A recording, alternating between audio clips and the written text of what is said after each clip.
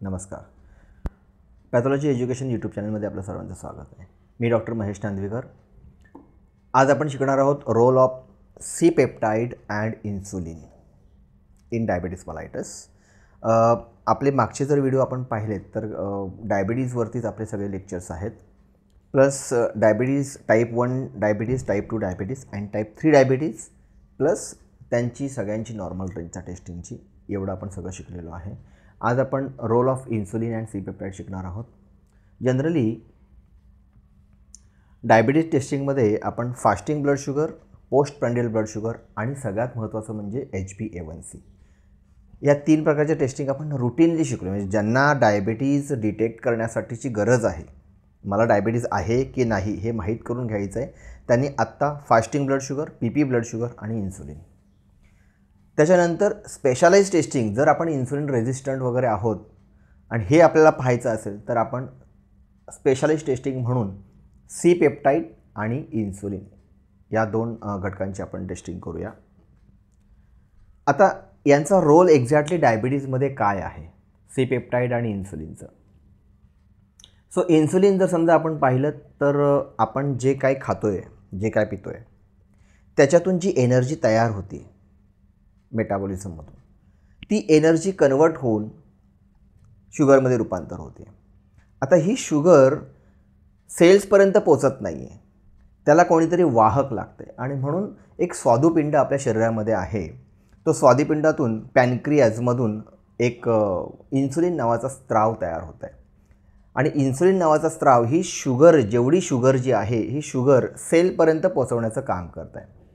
आणि जर समजा आपल्या शरीरामध्ये इन्सुलिन नसेल किंवा इन्सुलिन असेल आणि रेझिस्ट असेल तर दोन्ही कारणांमुळे आपल्याला डायबिटीज होऊ शकतं. हा आहे इन्सुलिनचं काम. जनरली शरीरातील साखर मेंटेन करण्याचं काम इन्सुलिन जनरली करतो. त्याचप्रमाणे सी पेप्टाइड जर समजा आपण पाहिलं तर सी पेप्टाइड जर तुमच्या शरीरामध्ये असेल, सी म्हणजे कनेक्टिंग आणि पेप्टाइड म्हणजे स्मॉल प्रोटीन.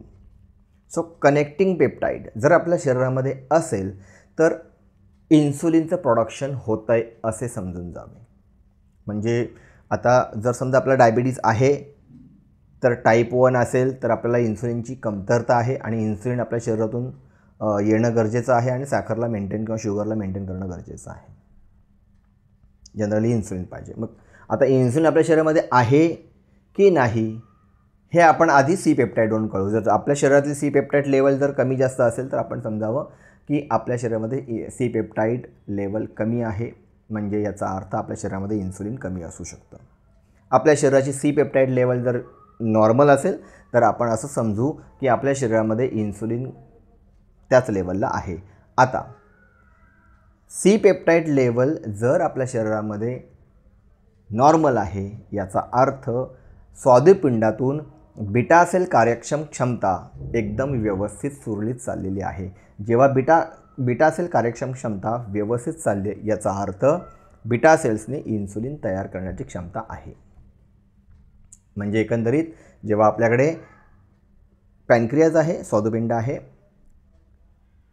पॅनक्रियाजमधून बीटा सेल आहेत आणि बीटा सेल्समधनं आणखी आयलेट ऑफ लँगरहॅन्स आहे. आयलेट ऑफ लँगरहॅन्समधनं पुन्हा 4 प्रकारचे सेल तयार होतात: alpha cell, beta cell, delta cell आणि गॅमा सेल. सो बीटा सेल्समधनं इन्सुलिन तयार होतं आहे. जर आपल्याला इन्सुलिन आहे की नाही हे माहिती करायचं असेल तर आपल्याला सी पेप्टाइड पाहिजे आणि सी पेप्टाइड माहिती करायचं असेल तर आपल्याला बीटा सेल फंक्शन व्यवस्थित आहे की नाही हे माहिती करायचं असेल. म्हणजे सी पेप्टाइड तुमच्या शरीरामध्ये योग्य प्रकारे आहे याचा अर्थ शरीरातील बीटा सेल कार्यक्षम व्यवस्थित चालू आहे आणि ज्या अर्थी बीटा सेल कार्यक्षम व्यवस्थित चालू आहे त्या अर्थी इन्सुलिन लेवल ब्लडमध्ये व्यवस्थित चालू आहे. आता आपण बघूया नॉर्मल रेंज. इन्सुलिनची नॉर्मल रेंज जर समजा आपण पाहिली तर ती आहे 2 to 25, 2 ते 25 मायक्रो युनिट पर ml एवढी असली पाहिजे. आणि सी पेप्टाइडची जर आपण नॉर्मल रेंज पाहिली तर ती असायला पाहिजे 0.5 to 3.0 नॅनोग्रॅम पर ml एवढी असायला पाहिजे. कमी जास्त असेल तर शक्यतो ॲबनॉर्मॅलिटीज असू शकते. एक तर आपल्याला प्रोडक्शन ऑफ इन्सुलिन कमी असू शकतं किंवा बीटा सेल ची कार्यक्षमता जी आहे ती कार्यक्षमता बिघडू शकते. माझा व्हिडिओ जर आपल्याला आवडला असेल तर व्हिडिओला लाईक करा, शेअर करा आणि मोस्टली सबस्क्राईब करा. थँक्यू.